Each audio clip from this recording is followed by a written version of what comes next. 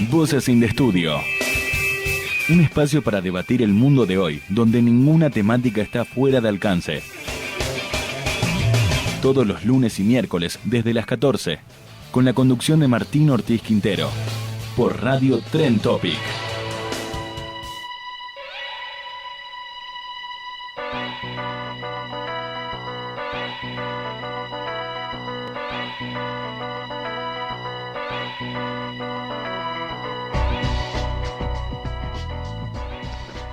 Buenas tardes, ciudadanos, ciudadanas de la red.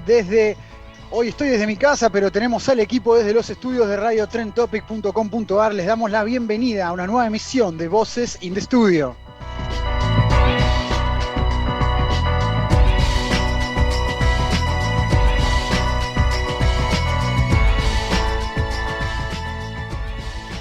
Durante la próxima hora estaremos en compañía de Alejandro Ostrovsky, Gonzalo Mastoy y quien les habla, Martín Ortiz Quintero, para analizar, debatir y reflexionar junto a un invitado de lujo sobre el narcotráfico.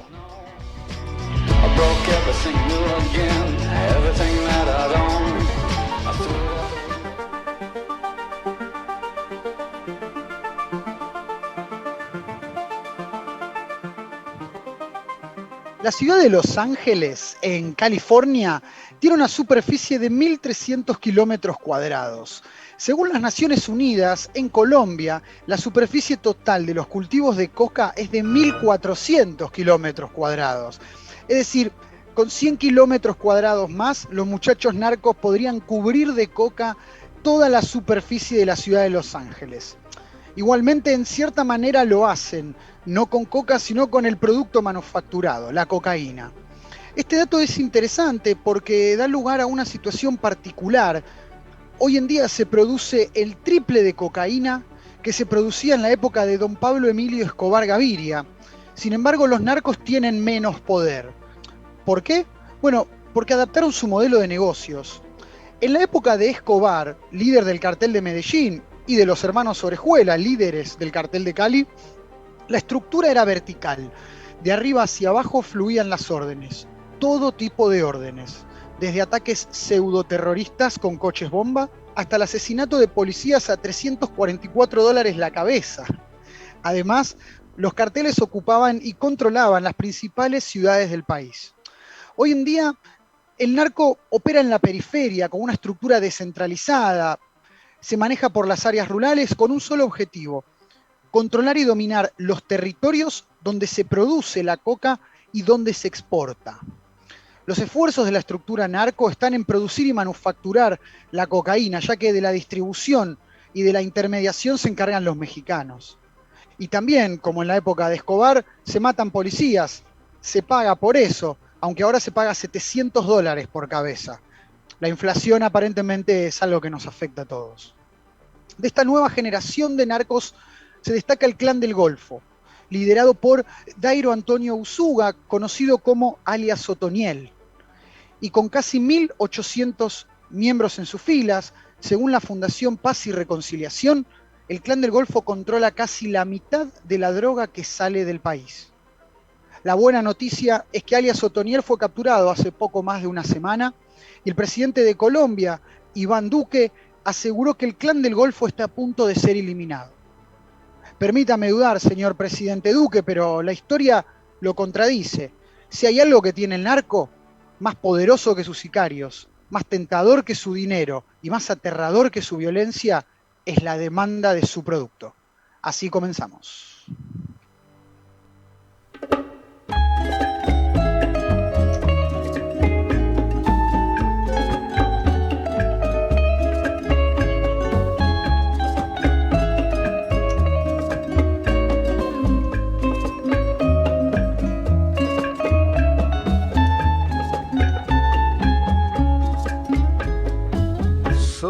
Fuego que arde tu piel, soy el agua que mata tu sed.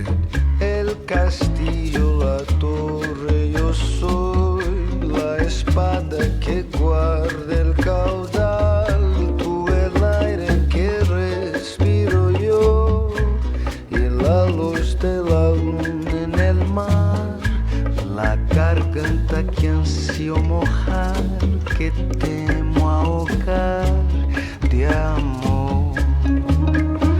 Y cuáles deseos me vas a dar, oh, dices tú, mi tesoro, basta con mirar. Muy bien, buenas tardes. Bienvenidos a una nueva emisión. Alejandro, ¿cómo estás? Gonzalo, ¿cómo andan ahí desde el estudio? Hola Martín, ¿cómo va? Hola Martín, buenas tardes a todos. Todo bien, todo bien. No tengan miedo, acérquense al micrófono que no los escucho y estamos lejos, estamos a kilómetros de distancia. Bueno, les voy a presentar a nuestro invitado. Le voy a pedir al operador, a Nico, un capo, no nos haces pasar al invitado, quiero que escuche la presentación, así se siente a gusto de la estima que le tenemos. Cuando nuestro invitado entre, tiene un currículum, de entrada les aviso, tiene un currículum, es imposible resumirlo, así que les voy a dar 3 datos nada más para cuando Álvaro ingrese. Ahí está Álvaro Córdoba, vamos a presentarlo, antes de darle la palabra vamos a presentarlo. Álvaro Córdoba es un abogado especialista, le voy a dar 3 datos nada más, porque el currículum de este muchacho es increíble. Álvaro Córdoba es un abogado especialista en Derecho Internacional Humanitario, Estudios de Paz y Resolución de Conflictos. Primer dato. Segundo dato, hoy en día se desenvuelve como consultor, como asesor en la Alcaldía Mayor de Bogotá, prestando servicios profesionales a la Dirección de Responsabilidad Penal Adolescente, para apoyar en términos jurídicos y técnicos la consolidación del programa distrital de justicia juvenil restaurativa. Segundo dato. Y tercer y último dato, de enero del 2016 a marzo del 2020, Álvaro se desempeñó en la Fiscalía General de la Nación como fiscal especializado con competencia nacional. En el marco de sus funciones, adelantó la investigación penal de aproximadamente 200 procesos relacionados con crímenes graves, particularmente crímenes de guerra y crímenes de lesa humanidad cometidos en el marco del conflicto armado colombiano. Este invitado de lujo está hoy con nosotros en Radio Trend Topic. Álvaro, ¿cómo estás? Buenos días, buenas tardes. Hola, buenas tardes a todas y todos. Espero me escuchen bien. Te escuchamos perfecto, Álvaro, y te agradecemos por tomarte este tiempo de estar con nosotros acá en Radio Trend Topic para hablar un poquito de la escena actual de narcotráfico, tomando como gatillo la captura de alias Otoniel y bueno, las declaraciones del presidente Iván Duque.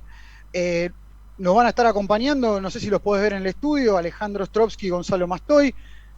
La verdad que el objetivo de hoy, Álvaro, es exprimirte el cerebro, no te voy a mentir. Te vamos a exprimir el cerebro, todo tu conocimiento, para tratar una temática tan profunda y contemporánea como es el narcotráfico. Así que, bueno, ¿por qué no nos contás un poco de tu perspectiva, tu visión sobre la captura de alias Otoniel y arrancamos desde ahí? Dale. Bueno, muchas gracias y gracias por la invitación. Para mí también es un gusto estar y acompañarlos y acompañarlas porque es bueno compartir y sobre todo en estos momentos en que nos faltan espacios de encuentro, sí, con tanto distanciamiento. Este es una captura ya grande, mayor. Otoniel había sido guerrillero, había sido del Ejército Popular de Liberación, una de las guerrillas históricas colombianas que se desmovilizó por ahí a mediados de los años 90. Después se fue hacia los paramilitares, que es muy frecuente mirar esas metamorfosis en Colombia y en América Latina, ¿no? Esos pasos de grupos de izquierda a los de extrema derecha, y más cuando son armados. Cuando se hizo el proceso de desmovilización de los paramilitares en el 2002, Otoniel no se desmovilizó. Las noticias en eso cometen un error, ¿no? Él no intentó nunca desmovilizarse con los paramilitares. Él hacía ya parte de las autodefensas de Casanare, que es una región apartada pues, de Colombia, y ese fue de los pocos grupos de paramilitares que no llegó a un acuerdo de desmovilización en el gobierno de Álvaro Uribe. Por el contrario, lo que hizo Otoniel es, aprovechando la desmovilización de los grupos paramilitares, se fue expandiendo de Casanare pasó a Antioquia, que creo que es su lugar de origen, y se ubicó en toda esa inmensa región del Urabá, que ubica dos grandes departamentos en Colombia, Antioquia y Chocó, pero que tiene toda la frontera con la selva de Panamá, y por ahí es una ruta predilecta al narcotráfico. Conformó lo que llamamos el Clan del Golfo, que es uno de los grupos armados o criminales más sanguinarios, diría yo. Se ha dicho en las noticias que esta es una captura similar o, digamos, en los rangos del nivel de Pablo Escobar. En cuanto a la importancia de este criminal, puede serlo, pero es mucho más peligroso que Pablo Escobar. Eso no... Pablo Mucho Escobar, más peligroso. Claro, no. Pablo Escobar jamás tuvo un ejército armado. Él tenía grupos de sicarios urbanos que lo apoyaban y ejecutaban crímenes a su nombre. Seguramente en esa época, cuando Pablo Escobar tiene gran impacto, pues la fuerza pública colombiana no tenía la trayectoria, la preparación y la logística que ahora tiene. Y además Pablo Escobar cometió crímenes de gran impacto, afectando a grandes magistrados, jueces, candidatos presidenciales. Recuerden que fue congresista.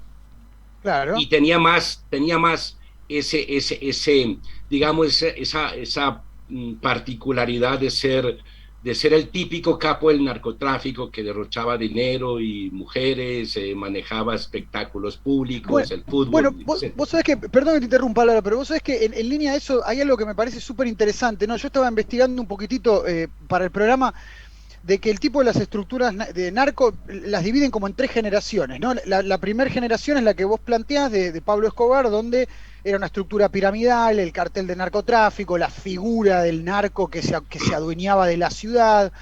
Hay una segunda generación que hay una estructura armada también pegada al narco, y esta tercera que dice que es como más funciona en red, que es como más descentralizada, pero que tiene un apoyo de esto que vos planteabas, ¿no? De estructuras paramilitares. Esto, y te hago una pregunta, obviamente todas las preguntas que yo te haga vienen desde la ignorancia y desde la curiosidad también. Esto que vos planteás de alias Otoniel, que tiene el ejército armado, ¿es un producto de la evolución del narcotráfico o no les quedó otra? Te pregunto, ¿viste? Porque vos me planteabas que estaba en la guerrilla. ¿Es como el narcotráfico adaptando su modelo de negocios para subsistir? O sea, o porque ven que ese es el camino, o porque no les queda otro y tienen que recurrir a eso. Es una buena pregunta, y eso nos pone a opinar sobre el origen, y más que todo el origen, ¿no? ¿Cómo lo puedo decir? La realidad actual del conflicto armado colombiano, ¿no? Porque sin duda, si uno rastrea el conflicto de las guerrillas izquierdistas que nacen en el 1964 e incluso tiempo anterior, no se puede negar su origen sociopolítico, proveniente de pues, sectores políticos marginados por el status quo y marginados por los partidos tradicionales. Se llamaban en su momento las guerrillas liberales, que después conforman el Partido Comunista, y de ahí nace las FARC, año 64. Por eso quiero dejar muy claro, no se puede negar ese origen sociopolítico de este conflicto, pero ya para el momento actual, incluso ya para mí, desde mediados desde 2005, incluso antes, ya es un conflicto armado que está casi que en su mayoría, en un porcentaje altísimo, no solo infiltrados, sino financiados, soportados, se sustenta en el cultivo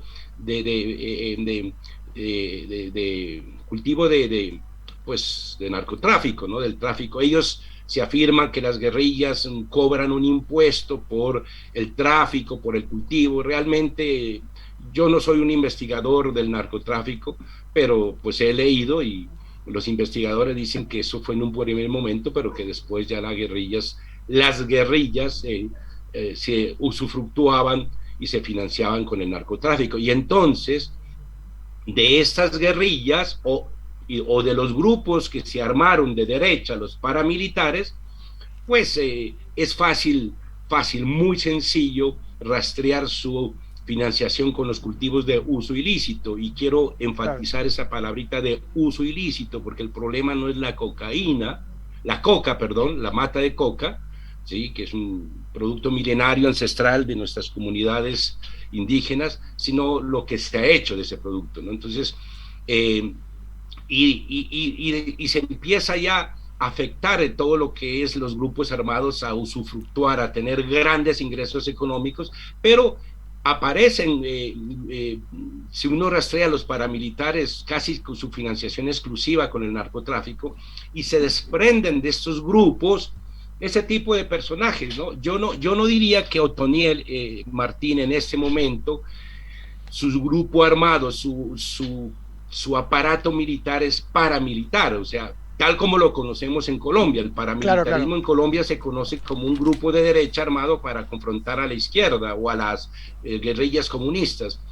Los grupos son unos auténticos ejércitos propios de este clan del Golfo, que como tú lo dices, si bien hay una pirámide, hay unas jefaturas, está de alguna manera tiene muchos efectos en muchos territorios y tiene alianzas con otros carteles, pero es una estructura militar propia del cartel de este hombre, ¿no? Que a diferencia de Pablo Escobar, que no se puede negar que los crímenes fueron graves, pero no quiero con esto generar ninguna polémica, no se puede negar que Pablo Escobar tenía alguna aceptabilidad social en algunos sectores de Medellín, porque regalaba casas o porque tenía alguna, qué sé yo, una actitud de beneficencia frente a algunos sectores. Estos del clan del Golfo son criminales perversos, ya sabemos que Otoniel el clan del Golfo sería como una perversión absoluta del narco, o sea, es lo que ves del narco en las películas, así de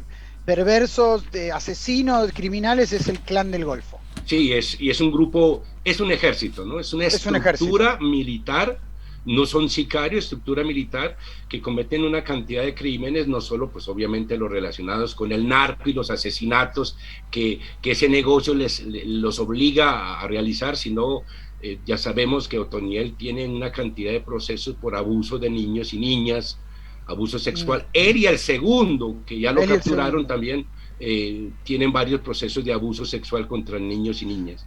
Sí, yo había visto que tenía 122 causas y entre ellas había un montón de esas. Le quiero abrir la mesa a nuestros columnistas que están muy callados. Alejandro, Gonzalo, ¿alguna pregunta que tengan para Álvaro? Observación, por favor. Sí, Álvaro, ¿qué tal?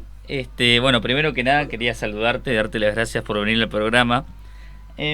Vos mencionaste cuando nos explicabas un poco el origen de la situación que está ahora en Colombia, y mencionaste lo que se llaman las autodefensas, que quizás dentro del conocimiento general que tenemos acá en Argentina de toda la situación, por ahí no son tan conocidas, no se tiene tan claro qué son las autodefensas, qué rol tienen. ¿Podrías explicarnos un poco acerca de eso?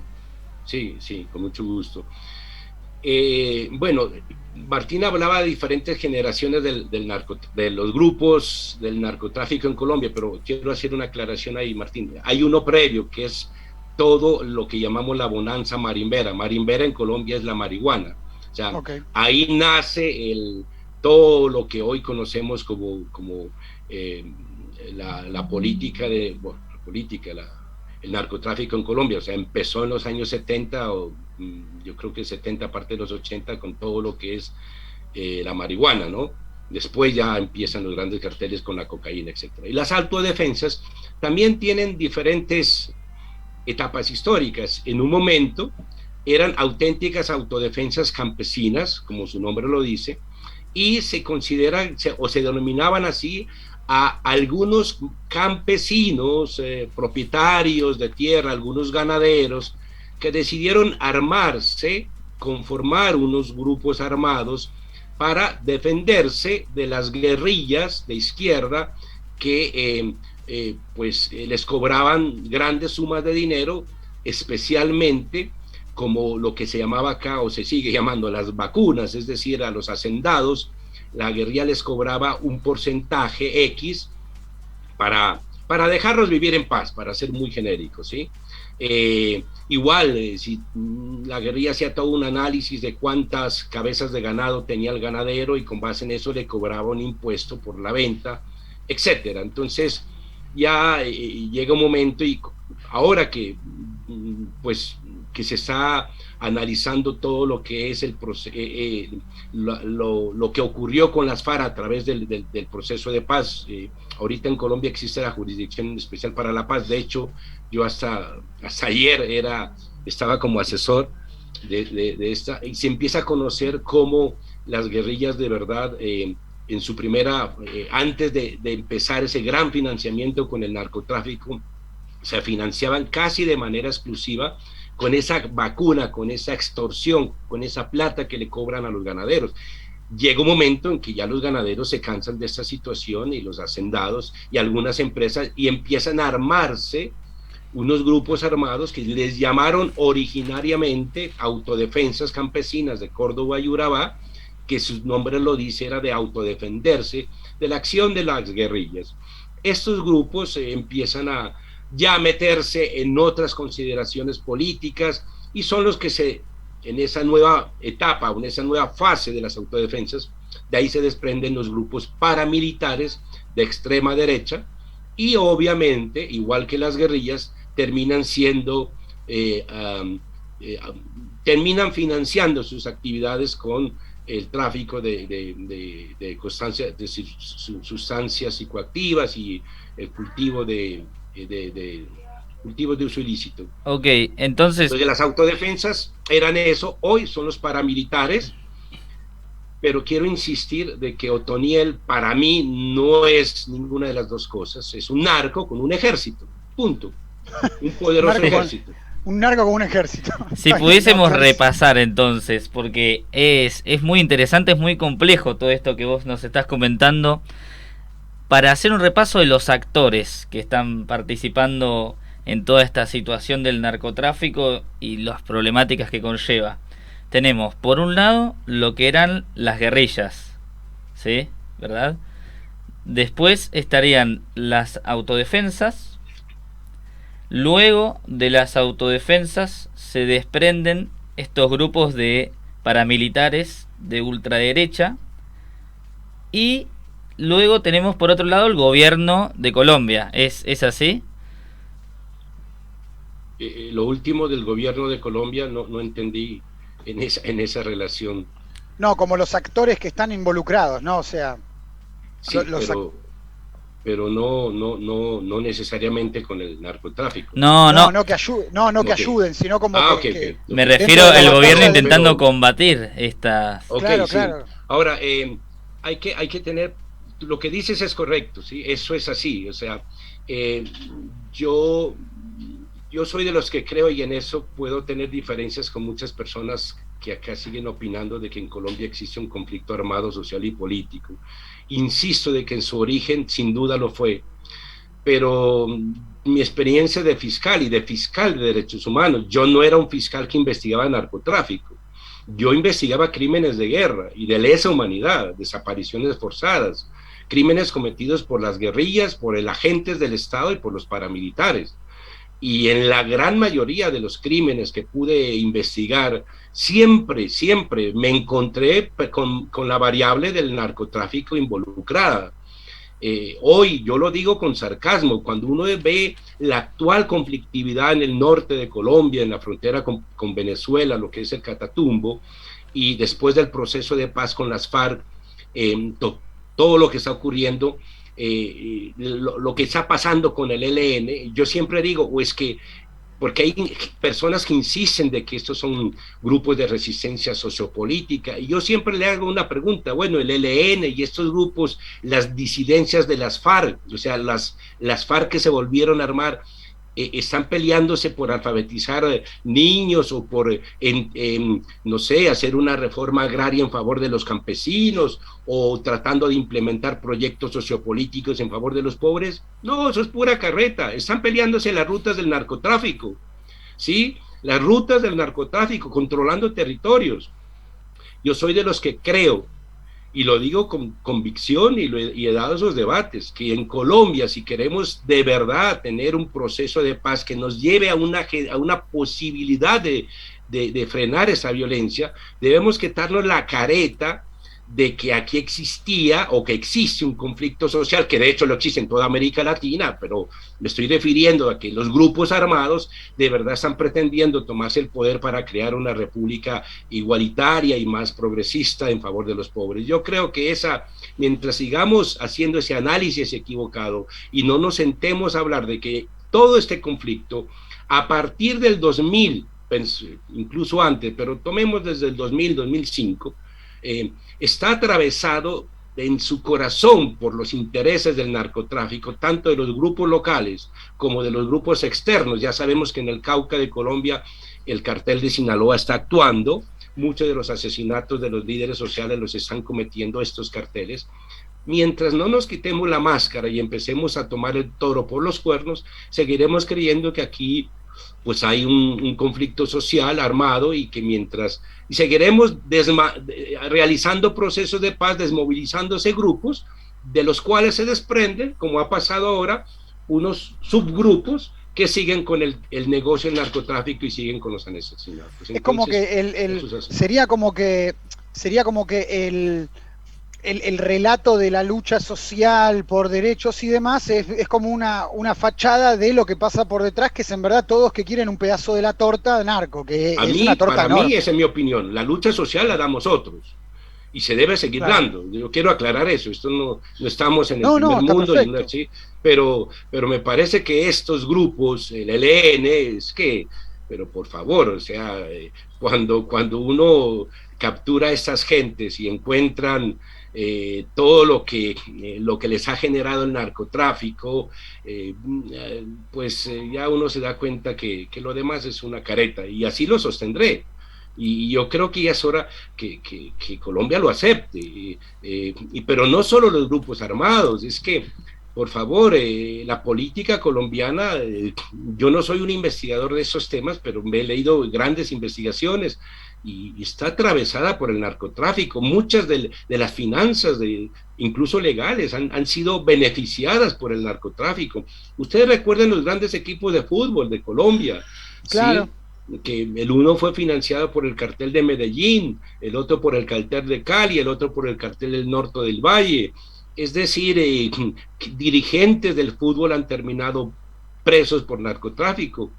Generales de la República de cualquier de las armas han terminado involucrados en tráficos, sí, en aviones por allá cargados de cocaína en México.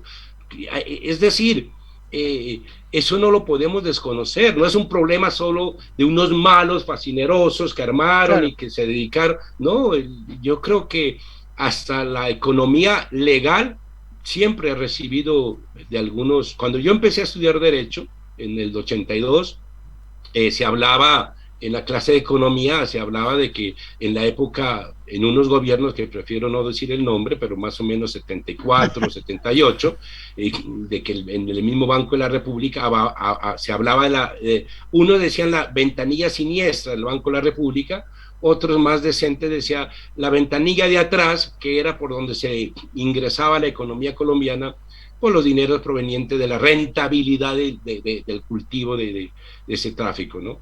Entonces, esa es una realidad que nadie la puede tapar con las manos. Es decir, ese es el problema, y detrás de eso, pues está todo el debate que se tiene que dar de la legalización, que como todos sabemos debe ser internacional. Hay que quitarle ese poder económico y empezar a solucionar esto. En línea con eso, Álvaro, yo tengo una pregunta para hacerte respecto a la legalización, pero antes lo que me gustaría comentarles a todos nuestros oyentes, audiencia, tanto vía Twitch, vía radio, es que el negocio está en Estados Unidos. Ahí está el negocio. Y para entrar a Estados Unidos, lo que necesitas es saber inglés, ¿no? Y si querés saber inglés, nosotros te recomendamos que vayas a The Password Institute, porque en The Password Institute tenés inglés para todos los niveles, ya sea online o presencial, niños, adolescentes y adultos, talleres literarios y de conversación.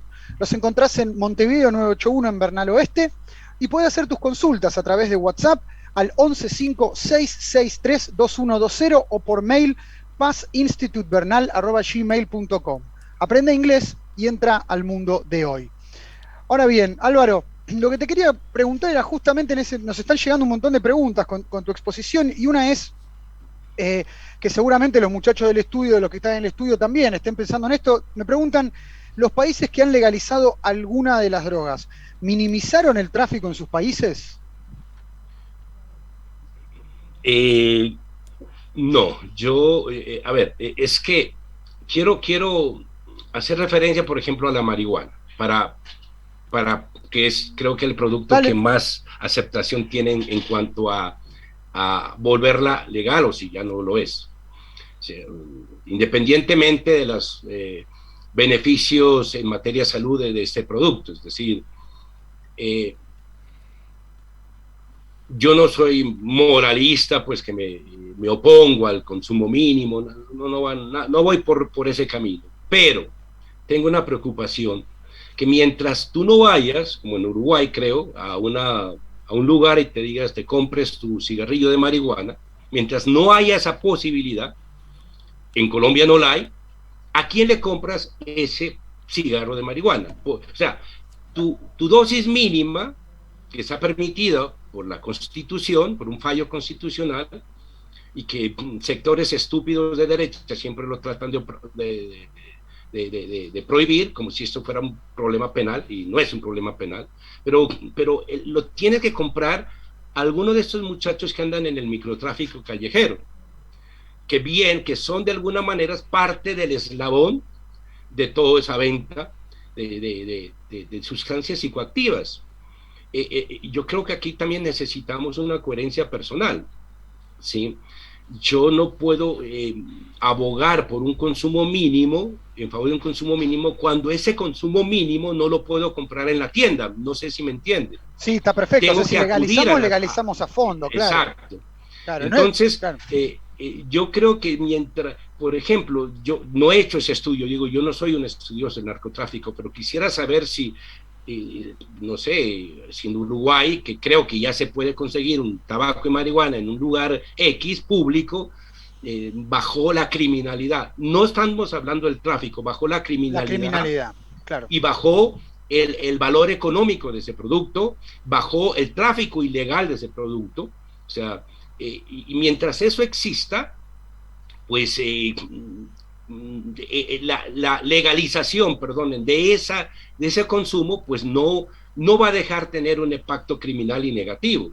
O sea, si yo consumiera, pues tengo que ir a buscar alguna de esas cadenas de microtráfico, y eso me parece absurdo, porque si a mí me agarran con un cigarrillo de marihuana, pues no me pasa nada, pero yo quisiera preguntarle al que lo tiene, le digo, mira, yo no tengo problema si usted lo consume o no, solo quiero que me diga dónde lo compró. Claro. Y ahí empiezo a estirar la cadena y empiezo a darme cuenta que de algún sector del Clan del Golfo o de cual otro salió ese producto, ¿sí? Claro. Porque el Clan del Golfo, los grandes traficantes, no solo es cocaína. No, claro. No, pero el punto que haces está muy bueno, básicamente es lo que decir, o sea, una cosa es legalizar en el sentido de decir que esté en las tiendas, que sea de libre acceso, y otra cosa es decir, bueno, si tenés no pasa nada, porque si yo te digo si tenés no pasa nada, les sigo diciendo a aquellos que venden de manera ilegal, a aquellos criminales de la droga, que te vendan a vos, total, si a vos te agarran no pasa nada. Exacto. Ahora, y con las drogas más difíciles, pues que se ha pasado en otros países, creo que en Inglaterra, tú puedes irte a hacer vacunar, sabemos que esa legalización, a ver, a mí no me gusta usar la palabra legalización. Yo prefiero hablar de la palabra de no criminalización, que son dos cosas. No criminalización, ¿sí? Perfecto. Si no se criminaliza, porque en mi opinión, a la persona que es adicta no debe ser criminalizada, debe ser tratada desde la salud pública. Si tú, como aquí pasó en un gobierno el distrital, que se crearon unas ambulancias, una especie de ambulancias o algo así, para ir en donde se aplicaba una dosis a las personas que tenían problemas de dependencia de estos narcóticos. Eso está muy bien, pero si a la par no creas todo un aparato de salud pública para poder llegar a esas personas y empezar el acompañamiento para lograrlos sacar de esa dependencia, pues no haces nada, lo que terminas es repartiendo drogas gratuitamente, y yo soy de los que te voy a hacer cola por eso también, fila para que me entiendan, pero o sea, Sí. hay mucho populismo en América Latina, en algunos países con esto, y terminan ofreciendo droga gratis, entonces, Claro. y vamos a ver, bueno, la pandemia destapó los sistemas de salud de América Latina, ¿no? La cantidad de muertos no es tanto al virus, sino a la paupérrima sistemas de salud que tenemos, que solo se benefician, o que si uno hace un porcentaje de las muertes fallecidas, pues ese porcentaje mayor está en los estratos populares y en los estratos de escasos recursos. Claro, con ese sistema de salud como en decadencia, de repente plantear un sistema que permita el uso de drogas es como medio, ¿no? Yo les cuento una anécdota muy, y la anoté aquí. Cuando recién estaba empezando mis trabajos, yo medio loco y enfermo, el primer trabajo profesional que acepté fue en la cárcel La Modelo de Bogotá, que es, sí, la cuna innata del crimen. Sí. Y un día, y me contrató un gobierno extranjero para administrar dentro de esa cárcel un lugar especial de atención a los internos, la atención jurídica, psicosocial, etcétera. Y un día me llegó una mujer, una señora que me pidió que le ayudara porque su hijo lo acababan de capturar, etcétera, etcétera. Y entonces yo, como era, le ayudé, y un día yo lo vi entrar al muchacho, pues, lo fui a buscar al patio ese y lo vi muy bien, ¿sí? A los pocos días lo mandé a llamar al mes para ver cómo estaba, y era impresionante, era otro ser humano, o sea, completamente acabado físicamente. Yo me asusté tanto y digo, no, tan mala es la cárcel en Colombia.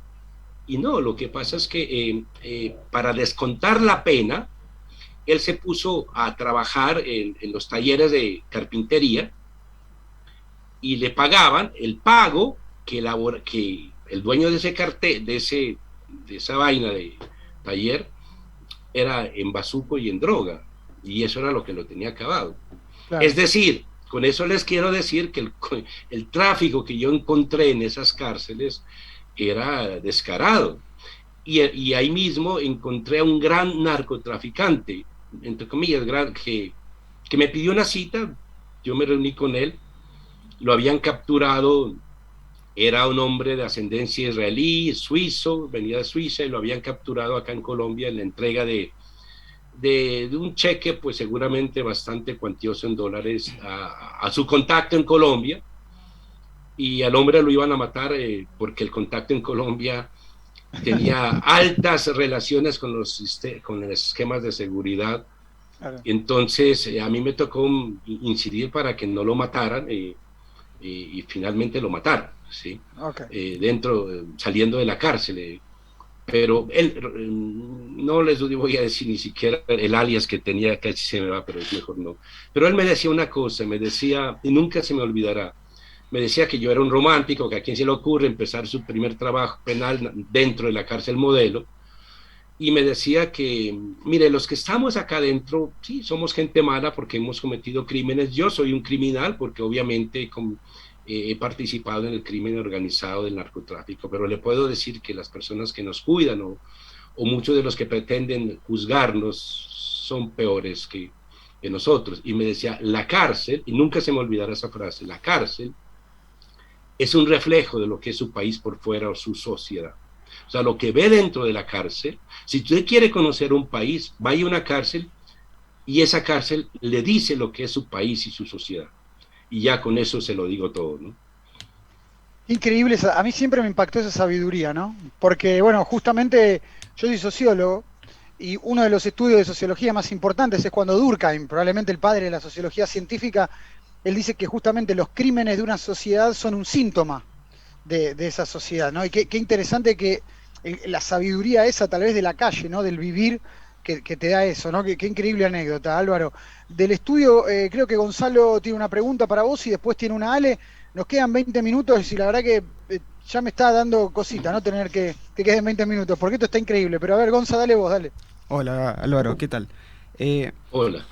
Una pregunta con respecto a lo que venía hablando hace un rato con el tema de que cómo antes los narcotraficantes tenían por ahí, no los narcotraficantes, pero estaba más asociado a un nivel social, como por ejemplo el tema de Pablo Escobar, que por ahí tenía un apoyo un poco más social en determinadas partes de la ciudad de Medellín, y como estos son otra generación y son totalmente violentos. De hecho, yo había leído que había uno que era un hombre de confianza que era llamado el marihuano, el alias, y era una persona sumamente violenta que estaba... A mí se me vino el estereotipo del narcotraficante, ¿no? Esto de tener pistolas con diamantes, cosas sumamente extravagantes en el medio de la selva, ¿no? Y mi pregunta era, el clan del Golfo es si no me equivoco, el más grande de todo Colombia, y sin embargo, o sea, está en muchísimos municipios. ¿Cómo es que llegó a esas partes? ¿Cómo se pudo extender tanto sin tener ese apoyo social, digamos, en los municipios en donde se encontraba? ¿Es exclusivamente de la violencia, de sometimiento, mediante el cual se pudo expandir tanto? A ver, claro, cuando yo hablo de aceptación, de algún tipo de aceptación social, me refiero a, por ejemplo, que Pablo Escobar en los barrios populares de Medellín, pues tenía mucha acogencia, no tanto por su figura de narcotraficante, sino porque sabemos, y pues el hombre iba y repartía mercados, y repartía plata, y construyó un barrio en Medellín, y regaló casas, es decir, o sea, participaron en la financiación de equipos de fútbol. Eso no es nada extraño. Entonces eso te da un respaldo social, o más que un respaldo, te hace ver como un narco bueno en algunos momentos, así las víctimas de sus crímenes digan lo contrario, y de hecho pues fueron crímenes horrendos. Por otra parte, es muy importante tu pregunta, porque ya nos metemos en el terreno sociopolítico de nuestra realidad de América Latina. Es decir, a mí me gusta mucho el estudio de la criminología, que es esa sociología del crimen, es decir, mientras no sigamos manteniendo esas estructuras de pobreza, de miseria, de marginación, es muy difícil combatir una cantidad de fenómenos criminales, no solo el del narcotráfico. Para cualquier persona, pues no es un secreto de que si tú por una actividad sencilla vas a recibir unos $1,000, y mientras que son un aproximado 3.800.000 en Colombia, 1.000 pesos, y quebrándote la espalda, trabajando diariamente, vas a recibir máximo 1.000.000, pues, y en condiciones de pobreza, vos optas por lo segundo.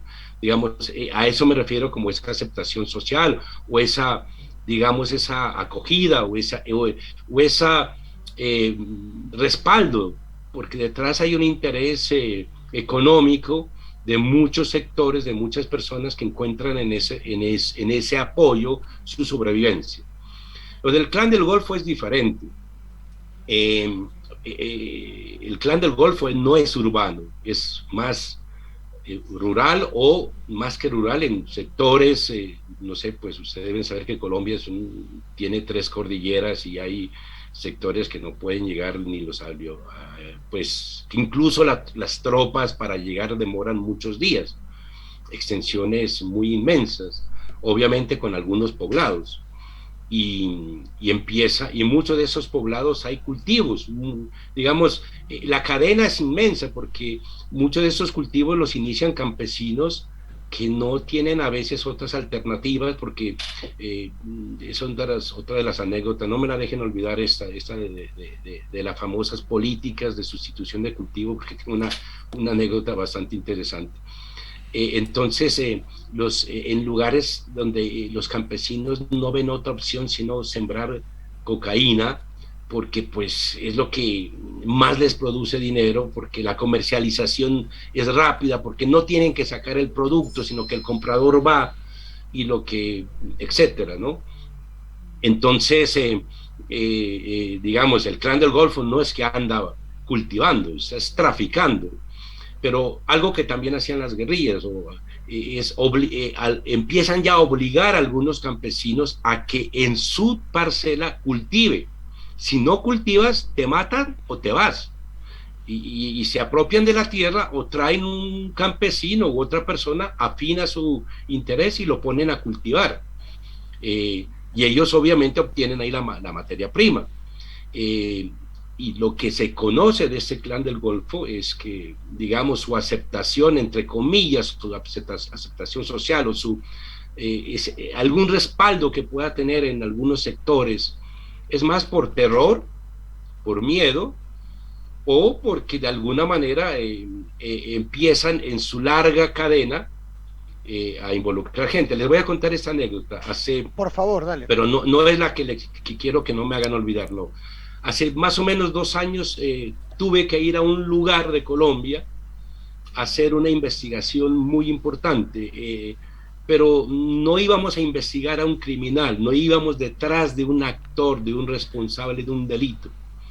Íbamos a darle una gran buena noticia a un padre de que su hijo lo habíamos ubicado, muerto, lamentablemente, pero que pues habíamos encontrado los restos humanos de su hijo, porque la labor de la Fiscalía de las Cosas Buenas era esta segunda, llegar hasta ese lugar y decirle: señor fulano, yo soy el fiscal que adelantó la investigación por la desaparición forzada de su hijo, fue asesinado hace tantos años, a mí me tocó ya la última parte de la investigación, encontramos el cuerpo y vengo a decirle que se le hará entrega de los restos y a usted lo vamos a reconocer como víctima de esta masacre y por lo tanto usted se hace merecedor a una indemnización impuesta por la Corte Interamericana de Derechos Humanos. Era una masacre de las masacres, cuando hablaba de masacres técnicamente es el homicidio múltiple histórica. Íbamos por una carretera y empezamos un tramo más de curvas, mucha curva, y el escolta, yo viajaba en una camioneta blindada obviamente, y con 2 escoltas, y el de escolta me dice: fiscal, no se vaya a asustarle, pero le tengo que decir que estamos siendo seguidos hace más o menos 2 horas, de nuestro trayecto que eran de 4, y me dice, lo positivo es que no vamos a investigar un criminal, sino que vamos a darle a decirle a una víctima una buena noticia en medio del dolor de que significa que pierden el sentido. Y eso es la ventaja que tenemos, me dice el escolta. Y yo le digo: bueno, ¿y cómo se da cuenta? Me digo: bueno, por los espejos del carro, nos vienen siguiendo hace más o menos 2 horas muchachos en moto, que nos siguen 4, 5, más o menos 6, póngale 7 kilómetros, y es como una carrera de esas de relevos, en donde, y claro, a partir de ahí yo empecé porque yo venía conversando, etcétera, era un viaje de 5 horas por tierra, empecé a concentrarme en lo que pasaba en mi entorno y empecé a mirar exactamente que en alguna curva de la carretera había un muchacho ahí, ¿no?, inspirado, mirando el sol, pero con una moto bonita ahí parada, y detrás nuestro, a unos metros, venía la moto siguiéndonos, y la que venía siguiéndonos entraba en donde estaba el otro muchacho, y el otro arrancaba después, y así durante 2 horas, y eran todos los... todo era Clan del Golfo. Bueno, entonces me dice, yo le pregunto: bueno, ¿y cómo usted se enteró? Me dice: bueno, por los retrovisores, doctor, me dice, y porque hace 2 horas, oiga esa frase, hace 2 horas estamos en territorio del Clan del Golfo. Claro. Eso son palabras mayores. 2 horas en una camioneta blindada 4x4 a toda velocidad, se recorre mucho terreno, mucha distancia, y me dices que hace 2 horas entramos, es como si uno ingresara a la posesión, al control territorial del Clan del Golfo, que nos vigila milimétricamente, y incluso cuando ya llegamos, entramos, y el padre de ese desaparecido tenía una tienda, no sé cómo le llaman allá, un kiosco. Entré y me contó, doctor, ya sé a lo que usted viene, ¿sí? Porque ya me visitaron y me preguntaron que que a qué venía yo acá, porque ya sabían a dónde yo iba. Bueno, el señor lo habíamos contactado por teléfono, le dijimos, vamos a ir a darle una buena noticia sobre su hijo, etcétera, etcétera. Bueno, entonces él ya sabía que yo iba a darle una buena noticia y a declararlo oficialmente víctima. Y eso lo habían ido a interrogar ya. Y ellos, eso te iba a decir, ellos ya sabían, antes que vos llegues, ya sabían que vos... Ya sabían, ya lo habían visitado, le habían dicho... Claro, ellos ya tenían toda la información que vos les ibas a dar, ellos ya la tenían primero y se adelantaron. ¿A qué viene el fiscal? Me dice, no, él viene a tal cosa. Entonces, bueno, lo felicitaron, le dijeron, nos alegra por usted, don señor, fulano de tal, y después llegué yo. Sí. Claro. Y el padre, el hombre me dice, doctor, esté tranquilo, ya todo el pueblo sabe que usted claro, vino. ya todos, claro. Es una locura, Álvaro, lo que estás contando es increíble. Yo quería hacerte otra consulta que me quedé pensando cuando vos comentaste esta cuestión de lo que vos llamás la no criminalización. Vos sabés que acá en Argentina la problemática del narcotráfico es un tema que está cada vez más presente en la agenda, sobre todo porque está aumentando mucho la violencia en el país. Y quería consultarte cuáles son las posturas, las metodologías, las escuelas, por decirlo de alguna manera, que tenemos hoy en día en lo que respecta a, bueno, encontrarle una solución a esta problemática. Porque la más conocida, la que todos tenemos presentes por las películas de Hollywood, por las series, es la llamada, digamos, guerra contra las drogas, ¿no? Esta cuestión de enfrentar fuerza con fuerza. Pero, ¿hay otras alternativas que se buscan para solucionar esto? Es una pregunta muy buena y muy difícil de responder, pero voy a tratar de darte mi opinión a partir de la experiencia, de lo que conozco. Creo que la peor manera de solucionar ese problema es fuerza contra fuerza. En primer lugar, porque creo que está más que perdida la fuerza contra fuerza. O sea, no lo digo yo, lo dicen estudios importantes, que por un cargamento de cocaína que caiga en las autoridades hay 10 que pasan, o 5, yo no sé, no hago seguimiento de eso. En Colombia tenemos la triste realidad que se firma un acuerdo de paz, no es el de las FARC el primero. Yo he participado en algunos procesos de negociación, he estado involucrado y celebramos y tomamos vino o aguardiente que se toma acá, y después tenemos que mirar la triste realidad de que se reactivó el conflicto con otro grupo que se desprendió del anterior, y cuando uno empieza a analizar el nuevo grupo que se desprendió, siempre está todo lo relacionado con los narcocultivos y toda esta cosa involucrada, el tráfico de estupefacientes, todo lo que sabemos que implica esa política. Entonces, es realmente frustrante. A veces se plantea, pues entonces tenemos que hacer, si no es enfrentarlo militarmente, entonces tenemos que hacer una negociación política o judicial con todos los carteles. Me parece que es una manera simplista de colocar algo que en el fondo yo creo que debe hacerse, pero no es así nomás. Es decir, no es sentarse, venga, no lo voy a judicializar. Yo creo que no soy, quisiera, ahora que me retiré del trabajo de Jurisdicción Especial para la Paz, quiero empezarme a documentar para el próximo programa en un año poderte responder de una manera diferente esta pregunta. Pero si te doy mi opinión, yo vengo del derecho penal, soy penalista, renuncié a la fiscalía porque consideré que el derecho penal es un fracaso total frente al crimen, que la cárcel es de los peores inventos que se han hecho.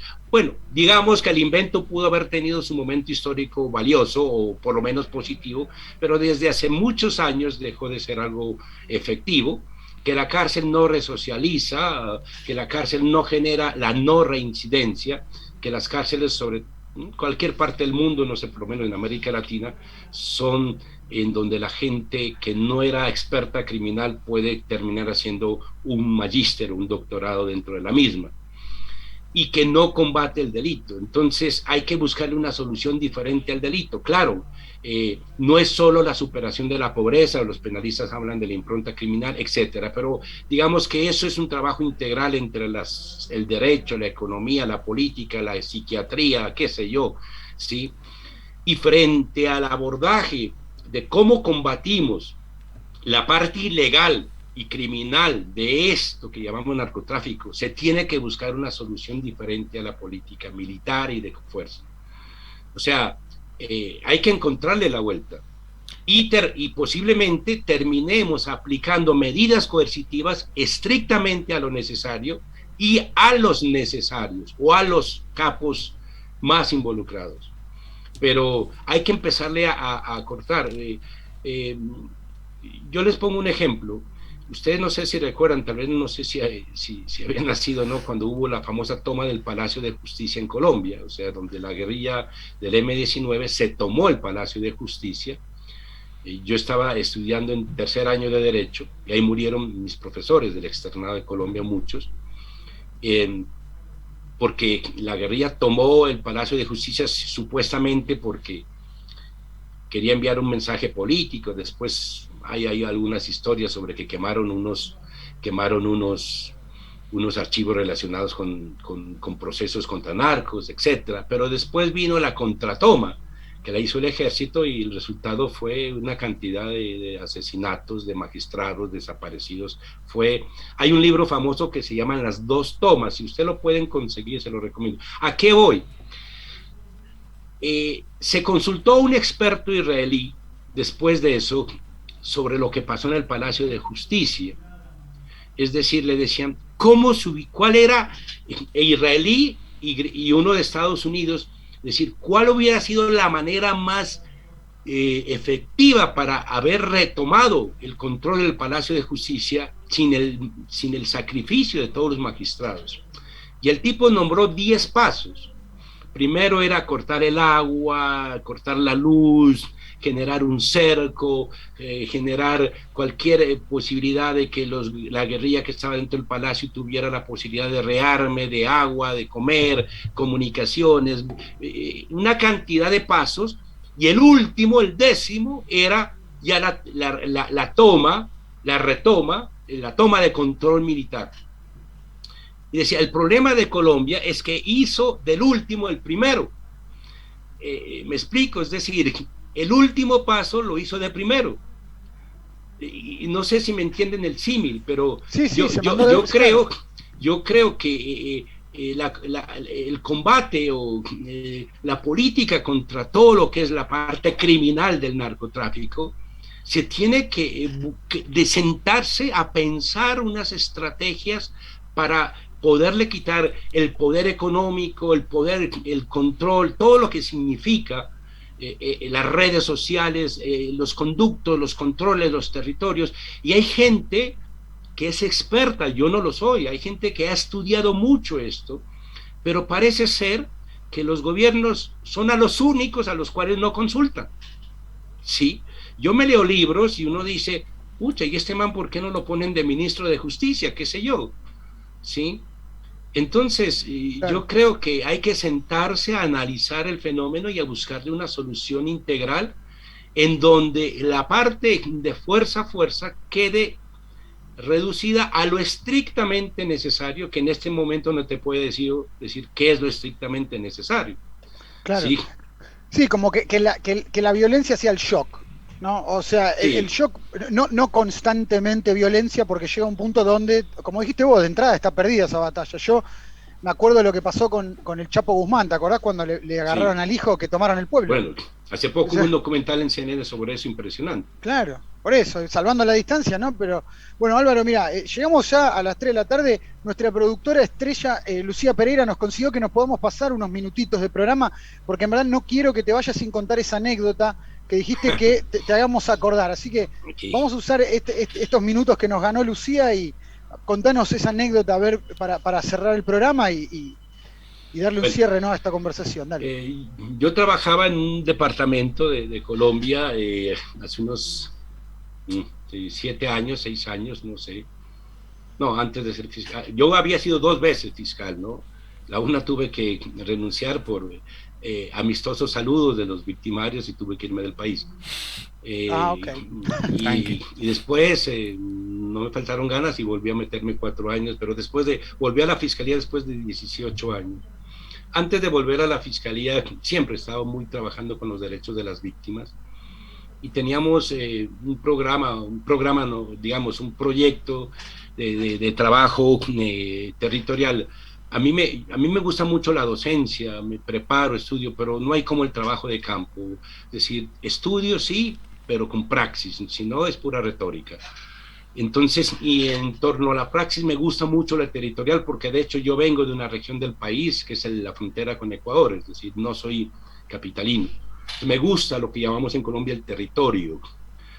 Yo coordinaba con una organización apoyada por la Unión Europea con las víctimas de la violencia, etcétera, etcétera. Y entonces estábamos en un municipio haciendo... hablando con los alcaldes para crear en esos municipios que la alcaldía impulsara y creara un programa de atención a las víctimas de la violencia, ¿sí? Y en un momento uno de los amigos que trabajaba conmigo y que trabajaba más en el campo de esa organización, pero más en temas agrarios, en ayudar a los campesinos en proyectos productivos financiados por la Unión Europea, hacer pesca, etcétera. Estaba yo por ahí, ¿no? Me dice: Álvaro, ¿te puedo pedir un favor? Le digo: sí, con mucho gusto. Es que mira, hay una situación con unos campesinos que quieren que tú les ayudes. Ellos son campesinos que aparentemente tenían siembras de coca en sus territorios, en sus parcelas, y ellos se acogieron al programa de sustitución de cultivos y hoy todos están judicializados y quieren hablar contigo. El hecho es que yo digo: no, pues con mucho gusto, pero no es mi tema, pero no, pero yo sé que vos sabes algo de eso y el tema es que nos tenemos que mover un poquito de donde estábamos. Digo: bueno, listo. Me dice: sí, pero no es que sea ni en avión ni en camioneta, tienes que subir en una moto, de esas motos camperas. Le dije: bueno, el clima era tan caliente, yo me subí y después ya no me podía bajar y me metieron, pero bien adentro. Es decir, sí. selva. Literalmente fui retenido. Y obviamente no me podía tirar de la moto, y mi amigo, el pobre, iba en otra moto y al final me dijo: Álvaro, discúlpame, yo no sabía, sinceramente no sabía que iba a pasar esto. Pues, con calma. Entonces llegué a un lugar X y había mucha gente reunida y pues empecé a conversar con ellos y todos me miraban raro. Yo ya soy traqueado en estos ambientes, yo ya sabía que ahí había de todo, ese grupo de personas, ¿sí? Y por lo tanto tenía que modular palabra que dijera, para no limar aspaduras, ¿no? O sea, y bueno, me concentré en hablar con los campesinos que tenían el problema concreto, y era lo siguiente, ¿no? Mira, aquí vinieron personas del gobierno anterior y nos dijeron que nos reunieron y nos dijeron: miren, nosotros venimos del programa de sustitución de cultivos para que ustedes nos colaboren en la erradicación de los cultivos de coca, etcétera, y les vamos a ofrecer créditos para que sustituyan, por decir algo, la coca con bananos, qué sé yo, o cualquier café, caña, plátano, qué sé yo. Pero ustedes nos tienen que decir exactamente cuántas hectáreas, no sé cómo se maneja el letraje allá en Argentina, hectáreas, sí, o parcelas, cuántas hectáreas tiene su parcela, y de esas hectáreas cuántas están cultivadas con coca, porque tenemos que diligenciar el formulario. Entonces, familia Ortiz, entonces tendrá usted, yo tengo 3 parcelas, 3 hectáreas, ¿sí? Los campesinos no sabían que a partir de cierta hectárea, ¿sí?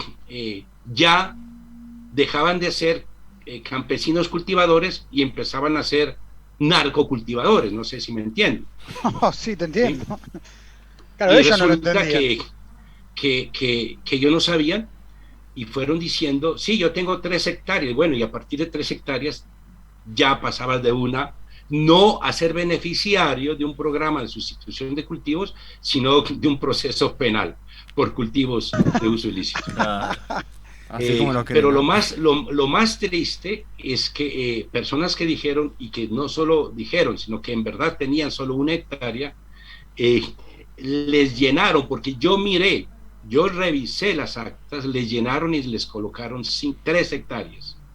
O sea, Claro. sí, funcionarios estatales les Sí, colocaron sí, eso, sí. ¿sí? Y todos estaban judicializados. Algunos de esos campesinos, de alguna manera, habían empezado a acercarse a, o sea, tenían alguna relación con la guerrilla de las FARC en ese sector, no eran guerrilleros, pero sus parcelas estaban siendo cultivadas con estos cultivos que de alguna manera iba a beneficiar o terminar beneficiando o fueron obligados por la guerrilla, etcétera. Y ellos empezaron se estaba adelantando el proceso de paz y ellos estaban de alguna manera buscando la manera de legalizarse, ¿no? Claro. De estar por allá. Pues a partir de ese engaño, porque es un total engaño, Un engaño. ellos volvieron a meterse al monte, como se dice popularmente, es decir, volvieron a meterse bien adentro, por eso es que viajé como 1 hora en moto o más, Claro. y además de ahí, incluso desen cuenta, algunos de esos campesinos estaban tan molestos, y ellos creían que yo era un funcionario estatal. Yo en ese momento no era del Estado, trabajaba con una organización de derechos humanos, pero también que se involucraba con apoyo a campesinos en cultivos pues de ayudos productivos, que llaman, ¿no? Y me miraban mal porque pensaban que yo era, yo no sé, fiscal. Claro. Yo dije, no, yo no soy. Y ellos decían, mire, me decían, me da tanta piedra este engaño, que yo no me había vuelto guerrillero, por ejemplo, decía, yo era campesino y me obligaban a cultivar, pero ahora me voy a ir a meter al monte porque realmente no me voy a hacer capturar, porque ya me andan capturando. Ya fui al municipio, al casco urbano, y un compadre me dijo, hermano, váyase rápido porque lo están buscando para capturarse. Y el tipo tuvo que irse a montarse, y dice, ahora sí me voy a armar. Por ese, entonces, Claro. Esta anécdota es increíble porque todo esto, las políticas estúpidas, ¿no? De los Bueno, estados. y eso fue lo que hizo el Estado. O sea, el Estado los metió en un programa y los volvió narcos del Estado. Justo, qué interesante. Por lo menos ¿no? los Porque, volvió cultivadores, ¿no? por lo menos, claro. O volverse, o mantenerse en el cultivo, pero también había mucha piedra, mucha bronca, como dicen ustedes, por el engaño. Sí. Sin duda. Y obviamente decían, nunca más vuelvo a creerles, eso de la sustitución de cultivos, métanse esos cultivos por donde les quepa, pero yo Claro. no más con esos juegos. Es muy difícil, y estamos hablando de campesinos que son, ojo con esa frase, han sido, son y seguirán siendo pobres. Es decir, Claro. ¿sí? Nunca van a ser ricos, nunca van a beneficiarse de los cultivos como se benefician claro. los narcos, ¿no? No participan de la torta de los narcos. Sí, Así no. La verdad que, Álvaro, mira, justo nos están llenando mensajes, la radio también la están llenando mensajes. Uno de los mensajes que me mandan acá es que, bueno, algo de lo que decías vos, ¿no? Que bueno, que para la persona que nos escribe, dice que la política es la principal causa del narcotráfico, justo cuando vos empezás a hablar de esta anécdota. Pero bueno, no tenemos más tiempo, se nos agotó el tiempo extra que nos había conseguido Lucía. La verdad que, mira, hablo en nombre de todo el equipo de Voces in the Studio y de Radio Trend Topic, cuando te digo que fue un placer tenerte, Álvaro. Nos encantaría poder convocarte en algún otro programa para poder seguir hablando de este tema, porque la verdad que me quedaron un montón de cosas por afuera. Y bueno, te agradezco enormemente en nombre de todo el equipo, de Ale, de Gonza, de Lucía. te agradecemos enormemente por estar con nosotros, ¿sí? No, con mucho gusto, mucho gusto. Así que bueno, sí, perdón. Preparen un costal para el partido Colombia-Argentina. Carguen los goles. Cargamos los goles. Así que bueno, llegamos al final del programa. Les agradecemos a Trend Topic por dejarnos pasar unos minutitos para aprovechar el tiempo valioso que nos da Álvaro Córdoba. Gracias Alejandro, gracias Gonzalo, gracias Lucía, Nico, Jessica, todos a cargo de a Martina, que se encarga de las redes. Gracias por sacar adelante este programa. Yo soy Martín Ortiz Quintero, esto fue Voces Sin de Estudio. Nos vemos la semana que viene. Un abrazo. Gracias. Me desconecto entonces, ¿no?